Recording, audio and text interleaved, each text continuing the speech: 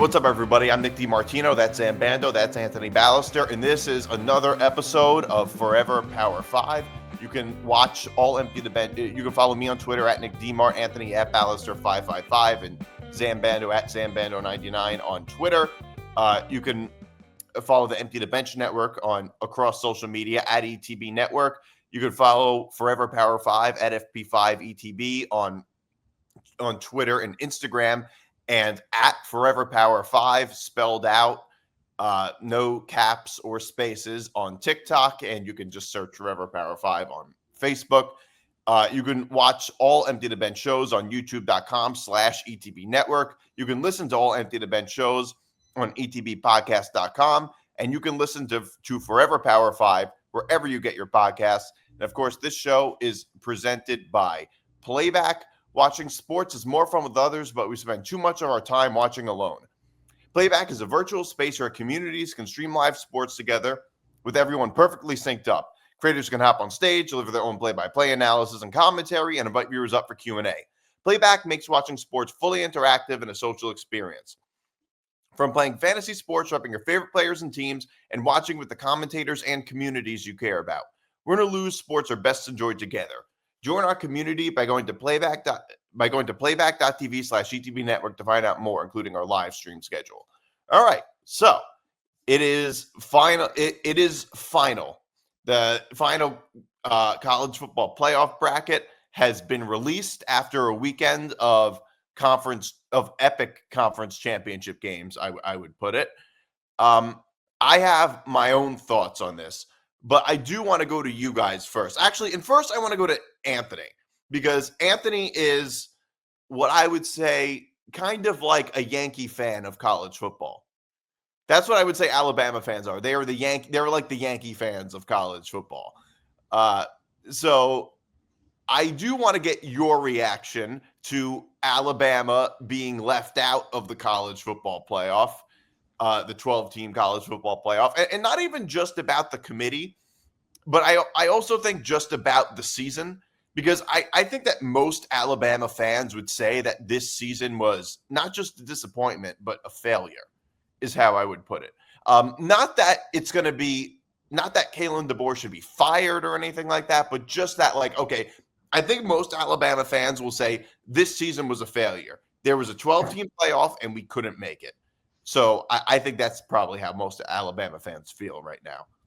Yeah, 100%. You nailed it right on the head. I mean, the goal coming into this season, we knew we'd probably have a step back. We weren't thinking championship or anything, but we at least just wanted to get inside the 12-team playoff field, at least have a shot. Even if we got knocked down in the first round, we definitely would have took, when Kalen DeBoer's first season, just get into the playoffs. And it sucks because, unfortunately, it seemed like that's the way it was heading. I mean, after the Georgia game, it started to seem like, hey, maybe we can win a championship this year. And pretty much after that Georgia game, it kind of went downhill. And Alabama really didn't look the same after that game. Even like you guys said, in the second half of the Georgia game, we started to see some holes in Alabama's team, and that just kind of continued as the season moved on. And the defense was inconsistent. And Jalen Milroe, I mean, what a roller coaster that guy is. I mean, there's some days where he's the best player in college football, and then there's other days where he can't complete any throw whatsoever. And that was very disappointing. It seemed like a lot of times, maybe because of the youth of this team seemed to be kind of immature and not really have that same maturity or winning attitude that we've seen Nick Saban teams had. And I'm not sure if that's a culture thing going from Nick Saban to Kalen DeBoer, or if it's just, because of the team was so young. I mean, we got to remember, this team did have a lot of freshmen and sophomores playing, particularly on defense. So that definitely had to factor in as well. But I can't be too mad. I mean, when you have 3 losses and only a 9-win team, I mean, we said coming into the season that if you had 2 losses, you would have a tough time making the playoffs. So with 3 losses and getting blown out by Oklahoma, we can't be too mad. But I do say, though, when we look at the other teams that have made the college football playoffs, I think Alabama should have been in over SMU. And like I said, I know I may be a little biased on that, but I feel like SMU was rated way too high. I think we all know for a fact if Alabama was in the ACC, they would probably be playing in their conference game as well. So we got to look at that as well. I mean, they had a much harder schedule. Playing on the road in the SEC is much different than what SMU had to go through. And we've seen SMU struggle. I mean, they lost to BYU. They nearly lost to Duke. And then you lose to Clemson, a Clemson team that got blown out by Georgia.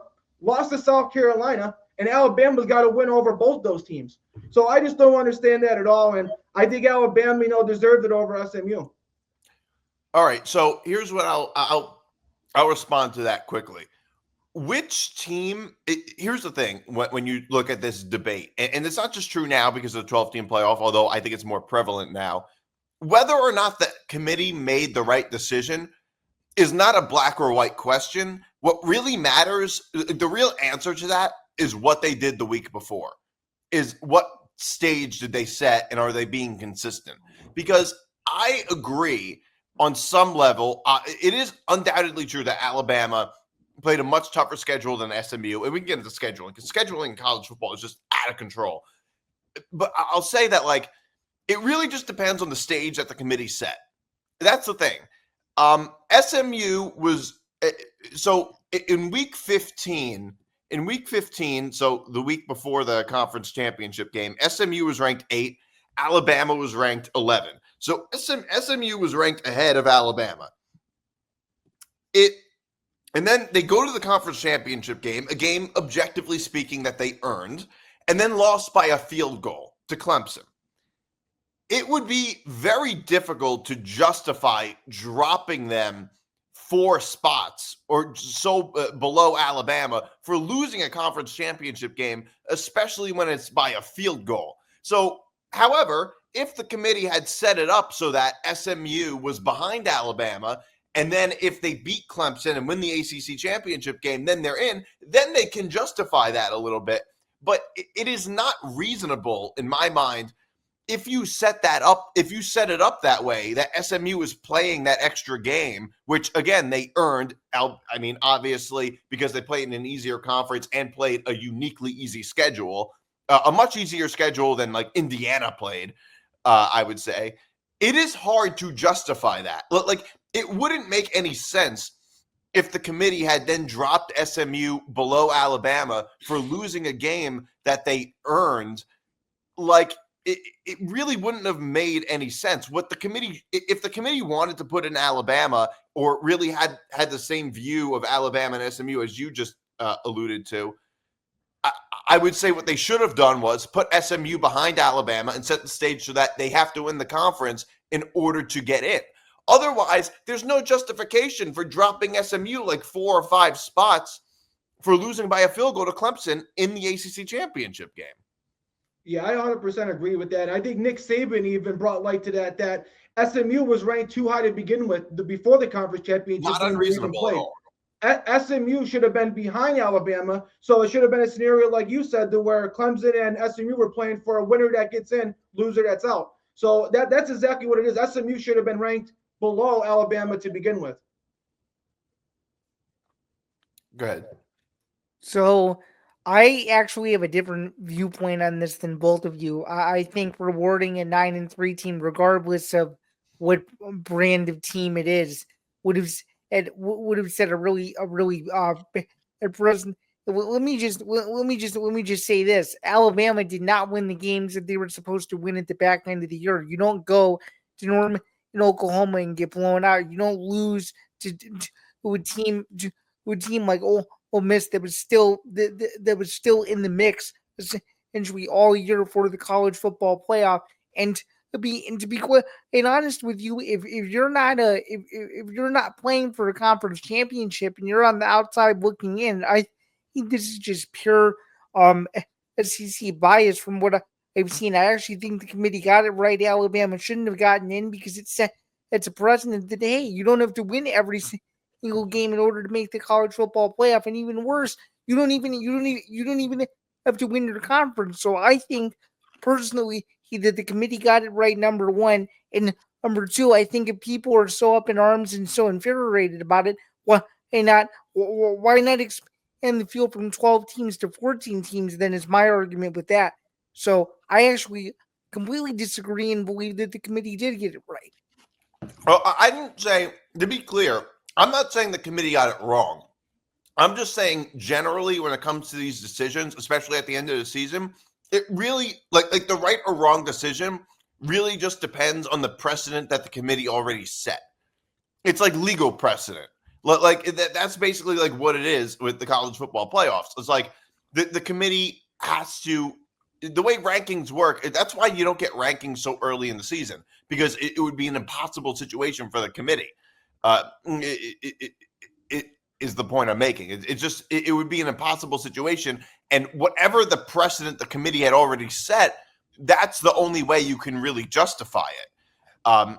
And given that SMU was 3 spots ahead of Alabama the week before, the fact that they played an extra game and then lost it by a field goal, there's no way the committee could ever justify that. I mean, you brought up SEC bias. I mean, I think SEC bias is, I mean, look, there's some bias in any aspect of life if there's a selection committee involved. But I will say, I think SEC bias is very overstated. I don't think SEC bias is nearly as much of a thing as a lot of people like to say that it is. Can you hear me now? Yeah, I was always able to hear you. All right. Yeah, I think SEC bias is a bit overstated, is the point I'm making. I think in reality, people like to say SEC bias. But I think really it's just that the SEC tends to be a really good conference, is how I would put it. Yeah, that's 100%. The SEC is, by and large, probably the best conference, and it's been like that for a long period of time right now. That's why if you look at the last 10 to 20 years, most championships come from the SEC. Where do most of the NFL players come from? The SEC. And I think what a lot of people seem to forget is the SEC is also deep. Each team is very deep. So when you get into the midseason, these SEC teams who have injuries, just like all Big 10 and Big 12 teams, they're able to play a lot better because they got better second and third strings than other conference teams have. So that's why it's also harder to win on the road, even if it is to a team like Oklahoma that doesn't seem too good. We know that they have NFL talent, and we know that they have depth. And if they can put it all together for 1 week, they can play really well. And that's why we see upsets in the SEC, because everybody across that conference has NFL players on their rosters. Yeah. I mean, some people also would argue that part of the reason you're seeing a lot of upsets in the SEC this year is because the top teams are, I mean, you could argue it both ways, and it could be very circular logic. You can draw the conclusion that either it's because the SEC is so good, and that's why even the bad teams, they're beating the good teams. Or you could also make the argument, well, the SEC is not so good because look at these top teams, Alabama, Georgia, they're losing to all these bad teams. The argument could kind of go both ways. It could, but in the same respect, though, I mean, I think we would be having a very different discussion had Alabama not lost to Vanderbilt. Or Oklahoma, which I think was an even worse loss. Right. Especially late in the season. I'm not defending Alabama. Like, I am not crying for Alabama at all for being left out of the playoff. I mean, I'm used to a day and age where you couldn't lose more than 1 game and get into the playoff. Yeah, like I'm one of those people that still believes that Florida State missing out on the playoff and Alabama getting in was the right decision. Given the fact that for one reason and one reason only, the College Football Playoff Committee knew that the rankings were going to plummet if Jordan Travis wasn't healthy. So right, exactly. And it's an unpopular opinion, but I mean, I remember that last year, and it almost feels like ancient history. It's too bad we didn't have a 12-team playoff. But, if the committee is evaluating who the best teams are, and one team loses their quarterback and they're just not the same team that they once were. Yeah, exactly right. And people make it sound like that doesn't happen, but that happens in college basketball too. They reevaluate. Like if Zach Edey last year in Purdue had gotten injured and then not played Purdue and wasn't going to play in the tournament, Purdue would have been dropped in the rankings. So yeah, all of that is, but I think that one thing that needs to be addressed in college football, especially with especially when you have automatic bids and automatic buys, right, including your conference and the super conferences, they have to address the scheduling. The scheduling in college football is out of control. And it makes it more difficult to evaluate teams. And it's out of control within conferences. It's not even just like the SEC teams all play tough schedules and the ACC teams all play easy schedules. It's more like within conferences, some teams are playing easier and tougher schedules than others, and there has to be some type of mechanism. And some are either primarily playing mostly home games, or in Georgia's case, mostly road games, which Kirby Smart was visibly disappointed about. So, I mean, Georgia had a very down year this year. I would say at least the most down year we've seen since in 4 or 5 years, I would say. But Kirby Smart's got a point, and Georgia's schedule this year was a gauntlet. It really was. And guess what? I give them credit. They still finished second in the rankings. But I am really surprised it ended up that way based on the way they played this year. Speaking of changes, I think one thing that needs to change is the way that this format is made for the college football playoffs. I think if you want to have automatic bids, which I know me and Nick have said this ad nauseum, we don't like automatic bids, but if you are going to have automatic bids, I don't think that the conference champions should have to get the first bye. I don't think bye should have to be the conference champions, because what that's causing is causing an uneven path for teams. There's no reason why Oregon should have a much difficult path to the semifinals than a team like Penn State. They the way that this formatted is, that's going to happen. So I think they have to get rid of this format. If you're going to have automatic bids, get rid of the buys for the conference champions. And also, one thing I want to say is I'm surprised the committee kept Penn State above Ohio State. We all said last week that if Penn State lost, we think that Ohio State would move back up ahead of Penn State, since they both have the same amount of losses right now. And Ohio they beat them head-to-head. Yeah, exactly. But for some reason, they kept Penn State ahead of Ohio State, which means that this committee values playing in a conference championship more than they even value head-to-head. So it goes to show you they really don't want to penalize teams, and playing in a conference championship may be the most important thing when it comes to these picking these teams. Yeah, and we kept hearing ad nauseum for so many years about how the committee, they don't value conference championships enough, or they don't value playing in conference championship games enough. And I always thought that was BS. I always thought that was BS because it's really, anybody who knows anything about college football or about sports in general knows that that's not a really conference championship game. Making it to a conference championship game or winning your conference is not a very good way to evaluate who the best teams are, especially now in the era of super conferences. Because the truth is, Penn State played a much easier schedule than Ohio State did. They did, like, just objectively, Penn State played a much easier schedule, a very favorable schedule. Ohio State had to play Oregon and Indiana and Penn State. Penn State only had to play Ohio State in the regular season. And they made it to the conference championship game, but like they also didn't have to play Indiana or Oregon. And but they also, to add to your point, they also made the conference championship on a backdoor way in. It got the help that it needed just to make the conference championship, and had Ohio State beat Michigan, we wouldn't be having this discussion.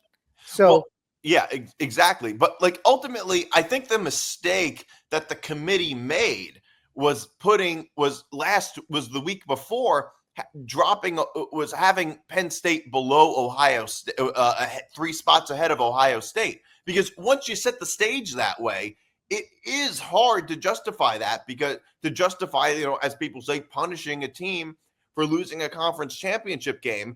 I understand why that's a problem. The flip side is Penn State didn't have to play. It's not exactly fair because Penn State didn't have to play Oregon in the regular season, whereas Ohio State did. Yep. Like that's the problem. And Ohio State beat them head to head at Beaver Stadium.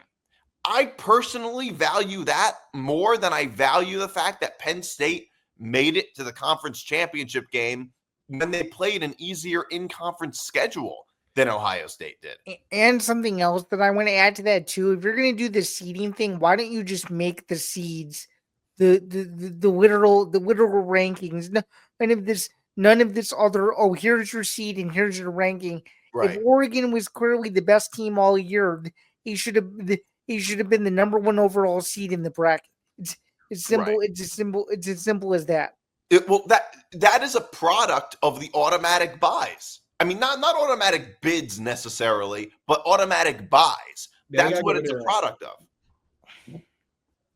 Because it's just not a good way to evaluate the best teams. And now Penn State has an easier path to the finals than Oregon does. It's wild, and even someone did like a BCS simulation with the same like metrics that the BCS system used to use. And actually, going back to your point about Alabama, according to this guy's logic, the BCS would have had both Alabama and SMU win. So you want to talk about the flaws of the college football playoff bracket, the way it's currently structured. There may be some other things they need to take into consideration before they really refine this thing, because it's clear that something is already wrong with it, even though they thought expanding it would do wonders. So yeah, just with kind of all of that being said, I feel like the 12 teams that deserve to make the college football playoff did. Do you guys either agree or disagree with that, especially since we've been discussing maybe some of the early flaws of this expanded postseason?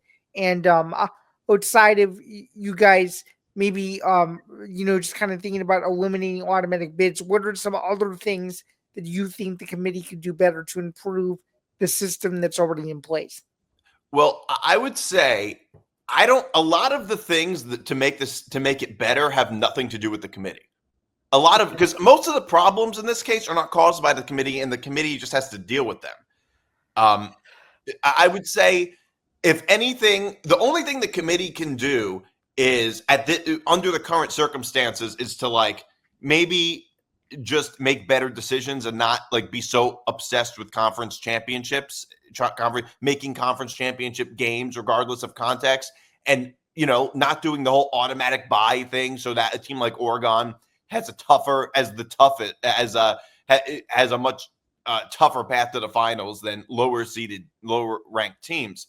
So that's the only thing. Those are the few things the committee can do. But really, a lot of the other things have to do with conferences and how we handle the whole super conference thing. I mean, the SEC and ACC play 8 conference games. In a super conference era, we can't be playing 8 conference games. It should be at minimum 9 or 10 conference games and maybe 2 non-conference games.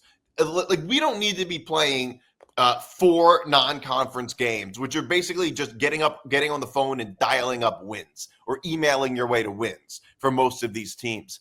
We don't need Alabama playing Mercer right before Thanksgiving every year. Like, we don't need Georgia playing some culinary school right around Thanksgiving every year. Like, I would say, I think that we should probably expand with the way the conferences are. I think they should expand at least by 1 game the number of conference games that they play. And there has to be some type of mechanism for scheduling, because the way it is right now is like a lottery, basically. It's a lottery, the scheduling. It really doesn't make any sense. When you say, I'm it's sort of confused when you say that. When you say it's a lottery, do you mean a lottery for scheduling non-conference games? No. In conference games. How so when the conference games were already set for the following year? No, what I'm saying is that it's totally random. Like, there's no mechanism. Right, okay. What I'm saying is it's completely random. Like, in the NFL, it's all based on where you finish the season before. Now, that's not going to be perfect in the age of NIL and things like that, but I think it would do something. Because if you look at the ACC, Miami, who are the top teams in the ACC this year? It was Miami, Clemson, and SMU. In the regular season, none of those teams played each other. Miami didn't play Clemson at last year at any point. So this past season at any point. Given those were the top 2 teams, and SMU also, don't you think there should have been some mechanism in place? Not saying it would have been perfect, but that would at least make it much more likely that the top teams in the conference play each other. Because otherwise, we're just arguing, like, everybody's arguing about Clemson, Miami, SMU, and there was really nothing. I mean, SMU was in, but like, Clemson ended up making the ACC championship game off of basically a technicality, the whole common opponent thing.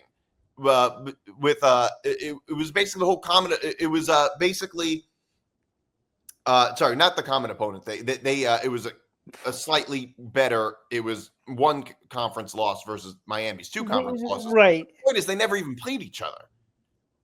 And that's why Clemson ended up getting in, which I think is a problem. I would much rather have seen Clemson and Miami play each other. I mean, given that those were two of the three top teams in the ACC. I think that's a problem. I think it's a problem when you look at the SEC and Georgia plays the schedule that they played and Texas plays the schedule that they played. Texas doesn't even have a win against the top 25 team, and Texas hardly played. I think they played two teams in the SEC that had winning. The only two quality opponents Texas had were A&M and Georgia, and that was it. So it makes it so that Texas is a difficult team to evaluate. So scheduling really, I think, needs to be, and that has nothing to do with the committee. I think it has to do with the conferences, really, is what I think part of the problem is. The committee, they just have to do something about the seeding and the rankings. We can't have it next year. In the future, we can't have it so that the number one team has the toughest path to the finals. Anthony, what do you think? Yeah, I agree completely. And I know you were talking about the SEC schedules, but I'm not really too mad. I mean, I know it's imbalance between each other and the conferences, but with the two super conferences, everybody knows that the Big Ten and the SEC are just going to be generally much tougher conferences than the other two conferences. And I feel like even if the other conferences schedule better in-conference games, they're still probably in large part going to have better records than Big Ten teams and SEC teams because just in large, those are the top two conferences. That's why we hear rumors that maybe in a couple of years that those two conferences are just going to break off and do their own thing because there's just going to be so much imbalance between those two conferences and everybody else. Yeah, I think that's true. But the point I'm making is that even within conferences, this is an issue. Like even within conferences, I mean, like I don't think Texas played it's safe to say overall SEC teams play tougher schedules on average than Big Ten teams. But I'm not really convinced Texas played a schedule that was really more difficult than what most Big Ten teams were playing. So it's also a thing in conferences, and I'm okay with it. Like I'm okay with an imbalance between conferences. That's just natural on some level. But I will say that also means the committee has to recognize that a little bit.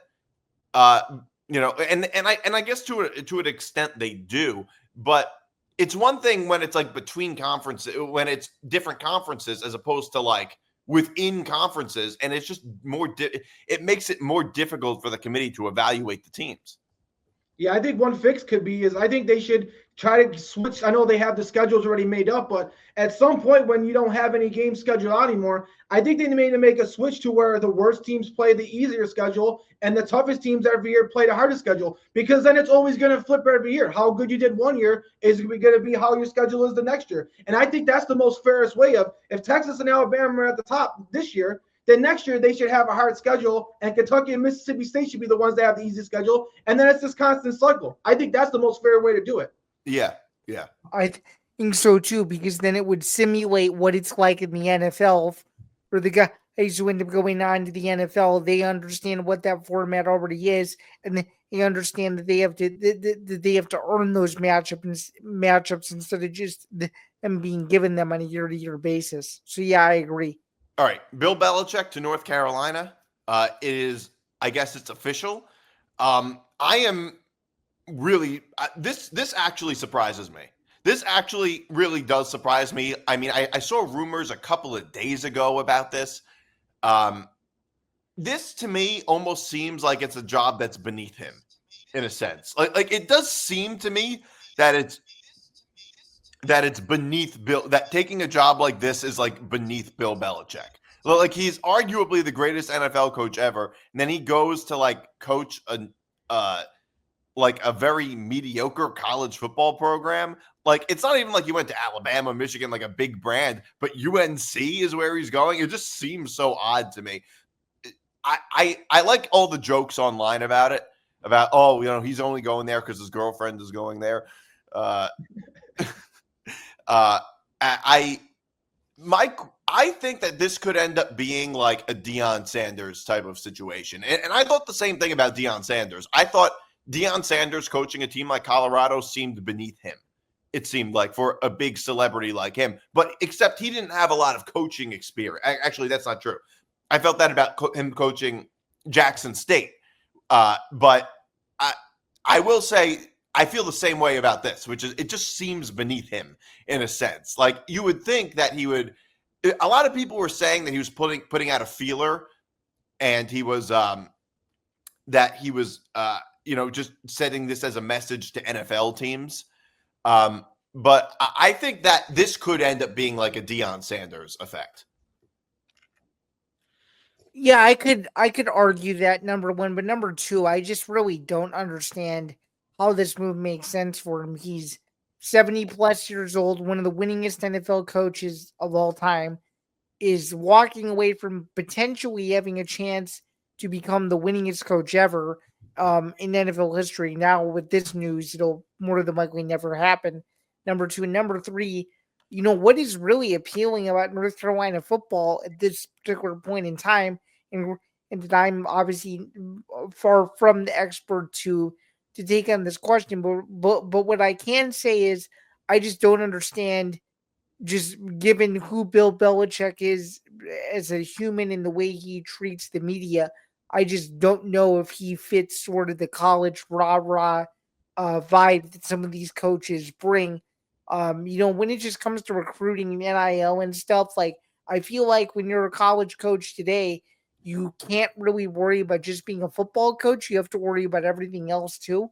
And I feel like that's something that, given the experience he has, that I feel like he might struggle with very, very early on in the position. And I know that he'll more than likely have his son there to guide him in many ways, but I just feel like this is more so of kind of like a circus waiting to happen, rather than North Carolina going from nothing to instantly relevant. Because even though it's a name, and even though it's Bill Belichick, and even though he's one of the most legendary coaches of all time, I just don't see how in retrospect this could work, especially just given what's kind of stacked against him. He's never previously had college football coaching experience. He has ties going back to the 50s, with his family lineage, but I just don't know, besides his NFL expertise and knowledge, I just don't know how him becoming a college coach is going to translate in the way that some of these other college coaches manage the game, in sort of like a younger, more relatable fashion to the student athletes. And I just simply don't know if he's the right fit for at least this version of college football that we're currently experiencing at the moment. So, well, from his perspective, I think he just wants to get back into coaching. I think that's the reason. And seeing NFL teams reject him, I think he just wanted to get back into coaching. I mean, I think that in today's era of NIL money, a big name head coach like Bill Belichick, who is, Deion Sanders didn't when he went to Colorado, didn't even have any real success as a college football coach. He was the head coach at Jackson State for a couple of years, and that alone brought Colorado back to relevancy when they were the worst team in college football just 2 years ago. They were like the worst team in college football 2 years ago. They were the laughing stock of college football. And this year, they almost made the Big 12 championship game and could have been in the playoffs. So that made a huge difference. And I think the same thing could be true with Bill Belichick. And you also have to remember, the ACC is a fairly weak conference. It is, this year, I would say, the weakest of the Power Four conferences. I would agree with. That aspect I would agree with. Yep. And I think Bill Belichick coaching UNC could actually do wonders for the program. The only thing is, I don't know how long he's going to last. I don't know how long he's going to want to stay there. He's 72 years old. And he might want to go back to the NFL. And the truth is, coaching college football is probably, although in his case, the NFL, he had a lot of control. He was also the GM when he was with the Patriots. So it would be fairly similar, I think, if he were to coach, a lot more similar than most NFL coaches if they were to coach college football. But it is much more, coaching college football is more of a grind, I would say, than coaching. 100%. That's the part where I feel he might struggle, just because you're not just building a team for the following year, but you're building teams for years and years and years down the line, where you don't know who is going to even be on your team the following year. I'm not sure, even though he's obviously used to free agency, I'm not sure if he's used to the real rapid pace that that this newer version of college football with the transfer portal is going to bring, that aspect of it to me still remains to be seen. And all of us could be totally wrong, and he could be a total success story, and he could totally bring North Carolina back.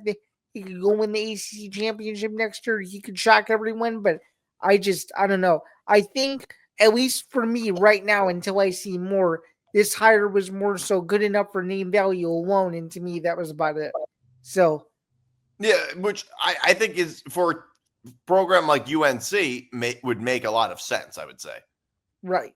I would definitely say I'm shocked as well. For Bill Belichick, he's a huge legacy guy, and he really loves, the history of the NFL. I mean, you can hear him talk about it. He loves, the history of the great coaches and all the NFL records. And for a guy that was literally like 14 wins away from passing the great Don Shula on all-time wins, I'm surprised that he'd pass up on that. I mean, that's a record of 347 wins that nobody would ever think would ever be, captured or surpassed. And if Bill Belichick is not to do it, which it seems like he won't now, no coach is ever going to do that. I mean, you practically got to win 12 games for 30 straight years to break that record. And for you to even have a chance to sniff at that record, I'm really surprised that Bill Belichick chose college over getting that record. But I would say I think today's college football is probably more similar to the NFL than ever before. I mean, pretty much the transfer portal is basically the college version of free agency. I know it's a little bit more like the Wild West, but I think it is kind of like free agency. And also, too, I think because of NIL and because of recruiting,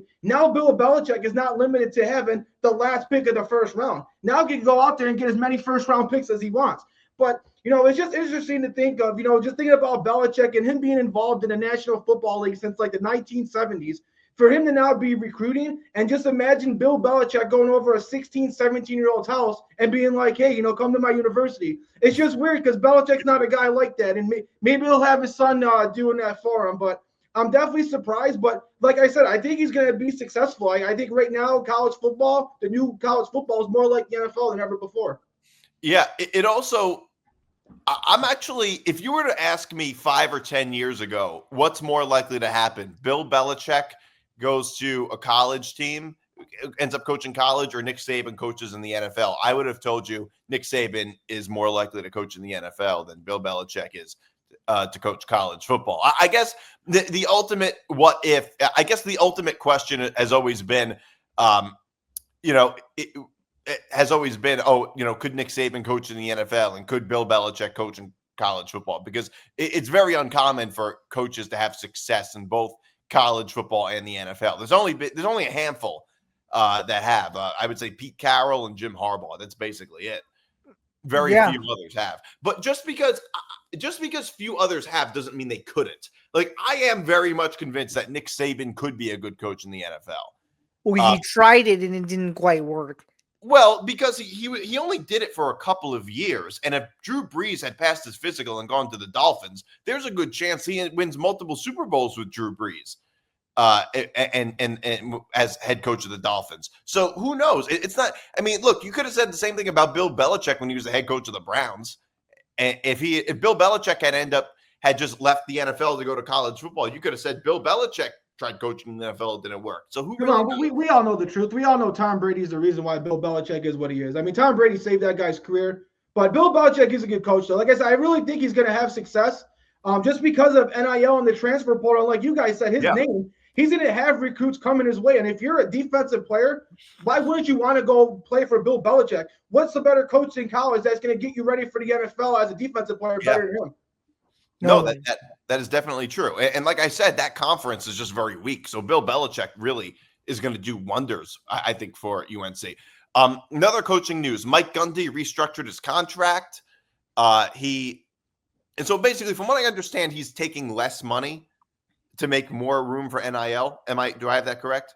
That's how I understood it. Okay. Yeah, that's kind of how I understood it too. Mike Gundy has been the head coach of Oklahoma State for like 20 years. This is 20th season, I think. Something insane like that, yeah. He's actually in the intro video for my other podcast, Moving the Goalposts, in his "I'm a man, I'm 40" rant. And he one thing I noticed about Mike Gundy is that he seems to be very open to making adjustments. Hugely open. he's not. A lot of college football coaches are kind of thick-headed and rigid and won't make changes. He's always willing to make changes to adjust to the times, which I think seems like what he's doing. He's trying to adjust to the whole NIL transfer portal era of college football. That's what I seem to notice as well. Anthony, would you agree with that?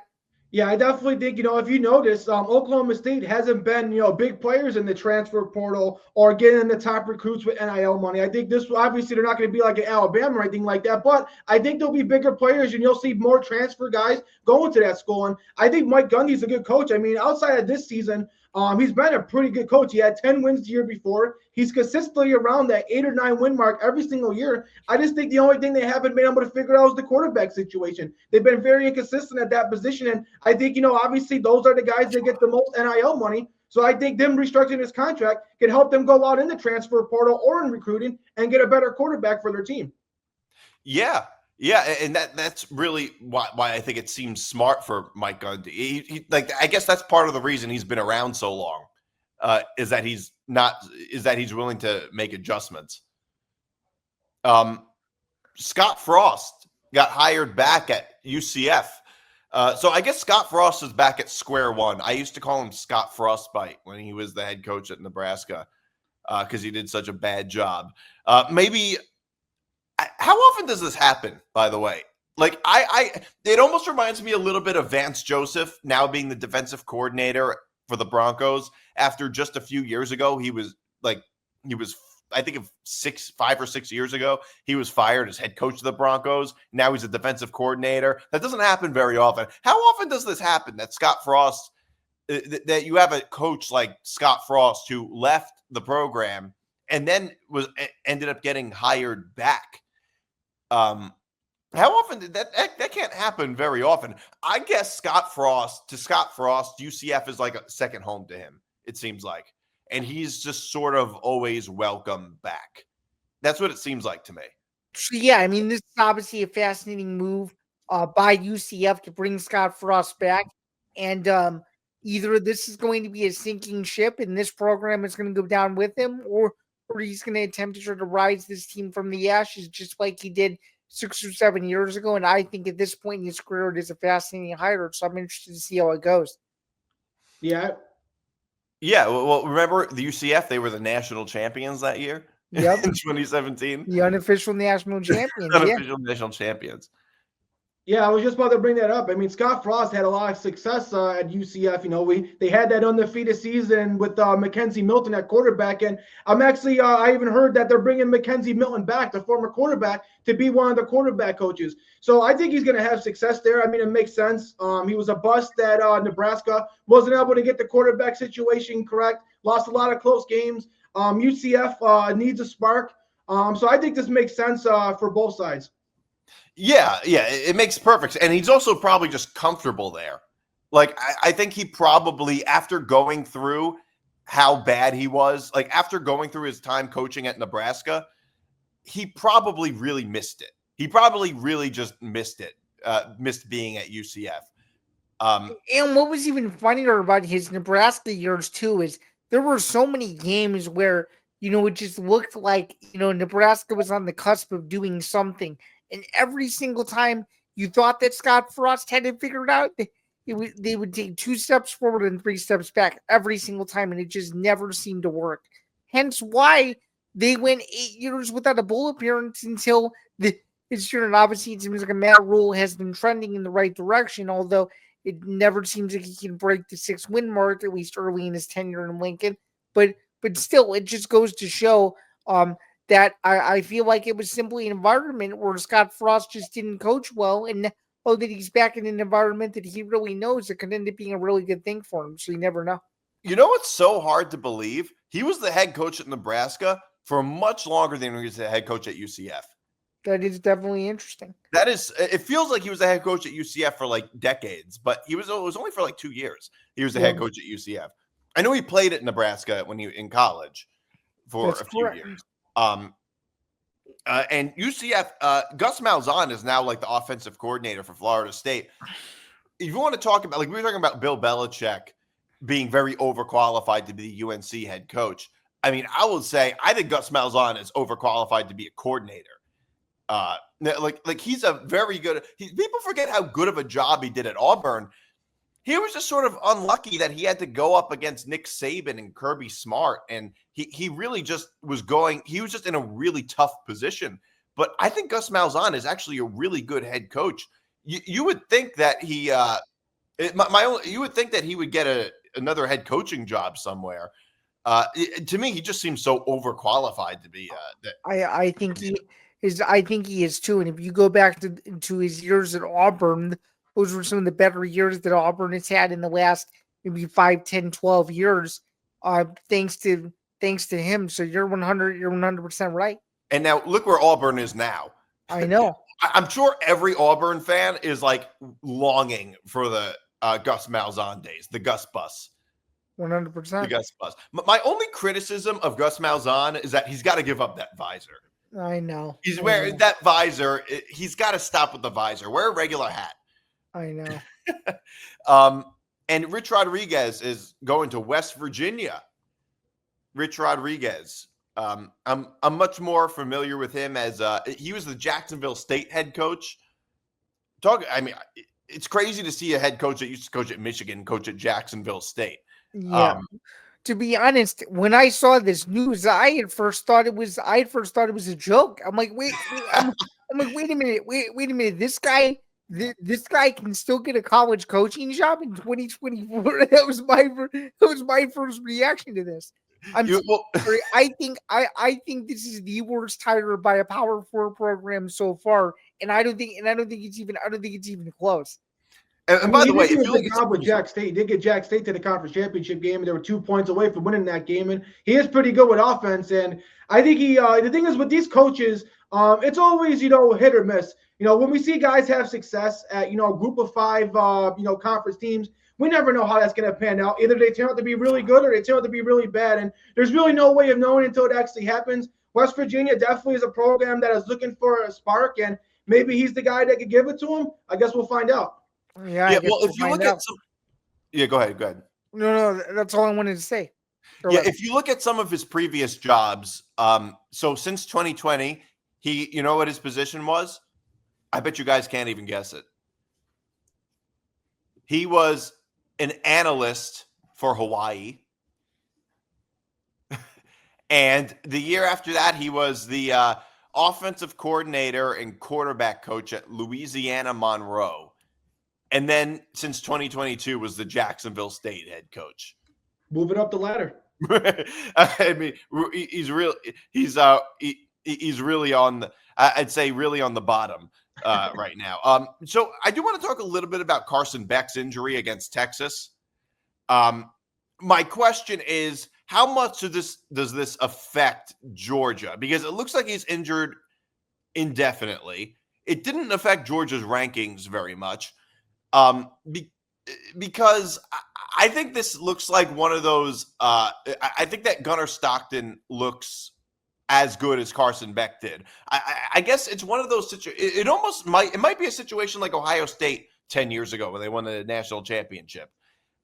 When Cardale Jones was the third string quarterback, and Ohio State just got hot with Cardale Jones as the quarterback. I feel like in college football, quarterback injuries don't necessarily hurt them as much as it would in, say, the NFL. No, I don't think so either. And I think it's just simply a system thing. You run the same things every single day in practice. Every single guy on the depth chart is going to see how things are run. And I think that's why Stockton was able to come in and have the performance that he did during the times in which he was in the game, is because, he was always taking those, first and second team reps at times in practice. So I think it's more so just a natural adaptation. By the time he got into the game, he knew what he was supposed to do. So, yeah, and I also think too, like when you look at college, NFL, in NFL, there's a big gap between your starting quarterback and backup. In college, it's really not so much. When you get a team like Georgia that brings in a 4 or 5 star recruit quarterback every year, most of the time the guy who's the backup one year is going to end up being the starter next. Just like Carson Beck was the backup for Stetson Bennett, and we knew Gunnar Stockton was the backup, and he was probably going to end up being the starter next year. And I think the difference between Carson Beck and Gunnar Stockton is I think Gunnar Stockton adds an element of running and dual threat. I think he's much better on the legs. I think he gives this team a spark. I know Carson Beck has struggled with the passing game. He has improved the last few weeks. But like I said, I think Gunnar Stockton adds a dual threat ability. The team seems to rally around him. And I feel like it doesn't affect Georgia too much. I still feel the same way I do about him now than I did before the injury. Yeah, it seems because if you look at the way he played, it was almost identical to the way Carson Beck. If you, I mean, at least, if you look at his numbers, they were almost identical to Carson Beck's numbers. And we all know that one of the weak points for Georgia has been the quarterback. That really has been one of the weaker points for Georgia. So I don't think it will affect them very much going forward. I doubt it. Like I said, it could be like the Ohio State year where, they didn't lose a step after 2 quarterback injuries. It could be kind of like that, I guess. So we do have to talk about the Heisman Trophy a little bit. To me, of all the finalists left, I think it's a clear answer. And I haven't looked at the odds. In a minute, I'll look at the odds because I'm curious to see what the betting odds are. In fact, they might not even be up yet. But to me, Travis Hunter is the Heisman Trophy winner. He is like the Shohei Ohtani of college football. He plays almost every snap. He is a freak of nature. He plays wide receiver, corner, and is a kick returner. He plays almost every snap. Like we haven't seen anybody quite like this. And he's also just so much more impactful than most college football players are. I mean, we just talked about Georgia's starting quarterback getting injured, and we all just said, yeah, I don't really think it affects Georgia that much. If Travis Hunter doesn't play at Colorado, that's a huge thing. That's a huge deal. I mean, just look at what happened in the second half against Kansas State when Travis Hunter was injured and see what happened with Colorado. Yeah, 100%. And I'm also picking Travis Hunter to win the Heisman as well for all the reasons you just said. He's one of the most exciting players in college football. I think he's destined for a huge NFL career regardless of who he ends up playing with. And I think he's one of the most exciting players in college football and one of the most exciting Heisman Trophy candidates that we've seen in a number of years. He has resemblance to me of several other Heisman Trophy winners who were very exciting in their own rights. And it's very similarly, at least I understand, he's a totally different player, but it's almost like Travis Hunter is appointment viewing TV in the same way that Johnny Manziel was over a decade ago. You couldn't miss a Johnny Manziel game no matter who Texas A&M was playing. And I feel like it's very, very similar to kind of how I view Colorado and Travis Hunter. And assuming that Travis Hunter ends up playing in the Alamo Bowl against BYU, that'll be an unbelievable way for him to cap his Colorado career. And if he can, if he can win the Heisman, that would be even cooler. Because even though Ashton Genty, in my opinion, is clearly the best running back in the country, and even though Dylan Gabriel is a quietly good season at quarterback, the multi-dimensional aspect of Travis Hunter to me is what puts him over the edge of all the other Heisman finalists, which is why I feel like he'll be a unanimous pick by most of the voters, if not at all of them. Just to give you full disclosure, I'm not one of them, but if I did have a Heisman vote, he is who I would pick. So yeah. Sure. It's almost like you're talking about Johnny Manziel. It's almost as if Johnny Manziel had played defense also. Right. Imagine that. Right. Exactly. Yeah, I'm right with you guys. I know I'm a college football nut, so I know not you guys probably do this, but I like to obviously keep track of the Heisman. So I kind of keep my own top 10 Heisman throughout the entire season. And honestly, I had the same top 4 as they had, the same 4 finalists: Travis Hunter, Genty, Dylan Gabriel, and Cam Ward. I think Travis Hunter has to get the award. I know people that want to support Genty are always like, oh, it's just he's playing snaps. He just plays 2 positions. Well, Travis Hunter doesn't just play 2 positions. He happens to play 2 positions at an elite level. I mean, you can make an argument that Travis Hunter could potentially be the best receiver and the best cornerback in all college football. That's how good he is on both sides of the ball. And he can take over a game. He's super electric. And I don't want to take away anything from Madison Genty. I think if it was any other year, he'd probably be the Heisman Trophy winner.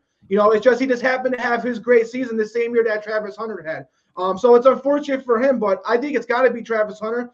He's the face of college football for a reason. I know we were talking about odds. I think if the odds are out right now, I think it's Travis Hunter in a landslide. So I go Travis Hunter 1 Aston Gentry 2, Dylan Gabriel 3, Cam Ward 4. But Travis Hunter is the best player in college football by far.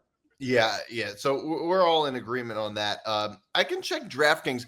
I'm not sure if the odds are out yet, but I can imagine it's probably in favor of.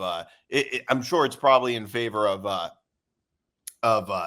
Travis Hunter. So and yeah, I don't think. Yeah, it doesn't look like DraftKings has them yet. So I do want to. We have to get into Army Navy game. Army is favored minus by 6.5. The over under is 38.5. I will say I do want to have a full disclosure. I low key hate the Army Navy game. Not that I hate the game. I just hate the day. I hate the day of the Army Navy game because it just reminds me that the college football season is almost over, and the NFL season is also kind of also almost over, and the weather is going to get colder, and it's going to be January. I'm going to basically be at risk of hypothermia for the next couple of months. So I really get depressed every Army Navy game. I mean, I watch the games, but it makes me very depressed every year. I think I can echo your same feelings, and yeah, I mean, I think just to kind of piggyback off what you said, Army Navy also reminds me that, on the contrary to that, we're very very close to bowl season. The following the following Saturday, so that's sort of what it reminds me of. But I feel like this Army Navy game is a little different this year, just considering that now we have the expanded playoff and there's more college football to worry about. This was almost like an unofficial bookend to the regular season conference championship weekend, if you will. And unfortunately for me this year, it just feels like Army Navy is just another game and not and it doesn't have the pageantry that it once did, kind of under the old version of college football that we're used to a little bit. It's actually very rare that both teams are actually fairly good. This is one of the few years that's happened. I mean, Army's a better team, but it's one of the few years that they're actually, because usually one team is much better. For a while, it was Navy that was much better than Army. But I mean, usually one team is much better than the other is usually how it works. It's rare that both teams are having good years. So just for my pick, I like Navy and the under. Usually in these games, the underdog and the under are the right play. So are you shooting for Navy as your under pick and the under and the potential fluky play, like a last second field goal or a fumble, like how it usually ends almost every year? Yes, that's my prediction. Oh, and by the way, last night when I was in New York, I tried to make this bet. In New York, you can't bet on the Army Navy game. So reason why? Which I don't know why it's not being played in New York. I think the reason is because our Army plays at West Point. I think that might be the reason. It's the same reason in New Jersey you can't bet on Rutgers, which sucks for me because I would consistently bet against Rutgers and get rich. So if I didn't live in New Jersey, I'd be retired by now. Similar rules set in Illinois. You can't bet on any of the Illinois college teams in the state of Illinois on any of the mobile apps. Yeah, so that's what that's how I figured out. That's why I realized that when I was in New York, I couldn't the Army Navy game was not showing up. But then when I got back home to New Jersey, I ended up betting on the Army Navy game. So that's my pick. Navy plus the 6.5. Although I think Army will win outright, but my pick is Navy plus the 6.5 and the under. Yeah, I like Army to win but not cover, and I would not touch the over under in this. I just feel like it's too risky because you don't know which version of these two teams is going to show up. Considering that Army is to me the better team and obviously is ranked. I gotta side with Army to win the annual rivalry matchup. Anthony, what about you? Yeah, you guys were talking about the Army-Navy game. It's definitely depressing. I think not only is the college football season ending, but normally this is only the college game out. Usually you're used to all these teams playing every week, and then you have one game on a Saturday. But I think this year it's a little different. They having the bowl season start a little sooner. So I'm glad that we're going to get some extra bowl games this weekend. So this isn't the only game this weekend. But when it comes to this matchup, I just like Army. We know Navy's a good team, but they definitely struggled in the second half of the season. I think Bryson Daly has been one of the best running quarterbacks in all of college football. The guy's got almost 30 touchdowns on the season. So it's between him and Aston Gentry for the most rushing touchdowns. And I think Army's got a great offensive line as well. So I think I'm going to go Army to win and cover in this one. All right. Next game, Memphis, who is ranked number 25. I want to talk about rankings. Memphis being a 25 ranked team is a joke. Let's be honest with that. The committee just wants to fill in their quota for non-power 4 teams. So Memphis is playing West Virginia minus 4.5. I like West Virginia to cover and the over. In many of these, I haven't watched much Memphis football this year. I like West Virginia to cover, is how I would put it. Not to win outright, but to cover, and I'll take the over. I can see there being very little defense in this game.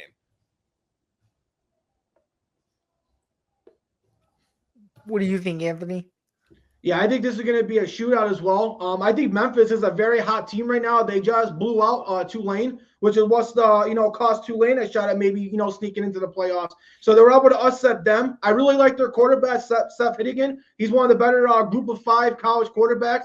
I like their running back Anderson. West Virginia is obviously changing coaches. So I'm not sure where they're going to be at mentally. This is probably going to be Garrett Green's last game. He's been kind of the face of the West Virginia program for the last couple of years. I think he'll have a couple of rushing and passing touchdowns, but I think Memphis is going to win and cover. Yeah, I like Memphis to win and cover as well for all the reasons you just said. And obviously West Virginia is going through a real transition period. I think that Garrett Green will keep it close, but I do think that an interception late in the game is going to open the floodgates, and I actually see Memphis winning this game by 10. And again, this is another one of those games where I just don't feel comfortable betting the over-under on this because you simply don't know. West Virginia seems to be an up-and-down team. Memphis continues to play well, but when you least expect it, sometimes they don't. So for that reason and that reason alone, if I were to make a pick, Memphis to cover the spread would be the only thing I would be touching in this particular matchup. Yeah. All right. Cool. Then we have South Alabama. Line went up to 8 versus Western Michigan. I know South Alabama is a powerhouse offensively. Apparently, I think that extra half a point. I think that extra point might scare me a little bit, but I think I'm going to go with South Alabama to cover. I like South Alabama as well. Oh, and I just feel like the last few years they've been overall a really good team, and very, very similarly, this Western Michigan team, you just don't know what you're going to get on a year-to-year basis, and they seem to sometimes struggle in postseason games to where they shouldn't, and I feel like this is going to be another one of those scenarios. So. Yeah, I think this might be another high-scoring game. I'm going to side with South Alabama. I like Gio Lopez, the quarterback. I like Pritchett, the wide receiver. He's got over 1,000 yards for Alabama. So I think it's going to be a high-scoring game, but I think South Alabama will win and cover as well. All right. So finally, we reached the end of the show. It is another edition of Unnecessary Wagers. So here is my unnecessary wager of the week. Over 57.5 in the South Alabama Western Michigan game. Navy plus 6.5, under 39. Bryson Daly is an anytime touchdown scorer. 120 or more Bryson Daly rushing yards, and Kanye Udoh as an anytime touchdown scorer. West Virginia plus 4.5, and the over 58.5. Cal minus 1.5 against UNLV, and the over 50.5.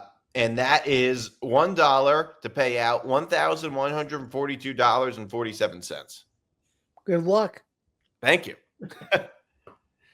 So that's my unnecessary wager of the week. So that's our show this week. Thanks for tuning in, everybody. This is Forever Power 5. We'll be back next week. So have a good weekend, everybody.